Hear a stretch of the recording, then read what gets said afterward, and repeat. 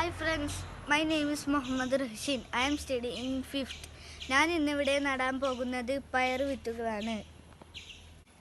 കൃഷി അന്യം നിന്ന് പോകുന്ന ഈ കാലത്ത് നമ്മുടെ വീട്ടിൽ നിന്ന് തന്നെ ചെറിയ ചെറിയ കൃഷികൾ തുടങ്ങാം. ഇതുപോലെയുള്ള ചെറിയ ചെറിയ കൃഷികൾ നമ്മുടെ വീട്ടിൽ നിന്ന് ചെയ്തെടുക്കുകയാണെങ്കിൽ ഓർഗാനിക് ആയിട്ടുള്ള വെജിറ്റബിൾസ് കിട്ടും.